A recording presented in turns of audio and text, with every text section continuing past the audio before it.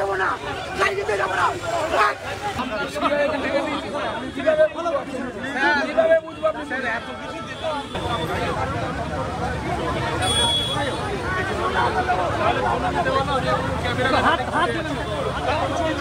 তার বাড়িটা, যার অ্যাড্রেস হচ্ছে 186C হরিশ মুখার্জি রোড, অর্থাৎ অভিষেক ব্যানার্জি তার বাড়ির পাশের বাড়ি। উনি কেলক কলেজে মমতা বন্দ্যোপাধ্যায়কে মাননীয় মুখ্যমন্ত্রী যখন গেছিলেন নিজেকেই নিজে আমন্ত্রিত করে, সেই সময় উনি কতগুলো প্রশ্ন করেছিলেন। তারপর থেকে ওনাকে এখানে আসার পর থেকে কিছু গুন্ডারূপী ডাক্তার, কিছু বিভিন্ন লোক, মেডিকেল কাউন্সিল এর নাম নিয়ে তাকে নানাভাবে উত্ত্যক্ত করছিল। আজকে সকালবেলা বাংলার মিডিয়া এই বিষয়টিকে কভারও করে।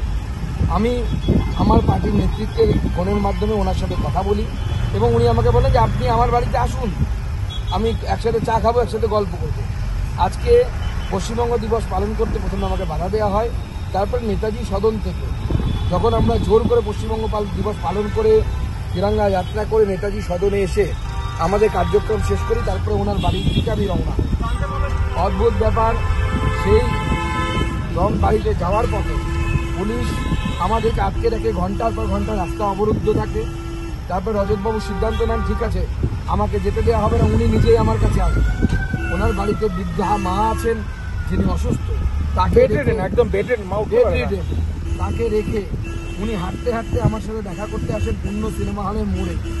সেইখানে যখন উনি আমাকে বলেন চলুন আমরা হাঁটতে হাঁটতে আমার বাড়িতে যাই, তখন আমাকে অ্যারেস্ট করা হয়।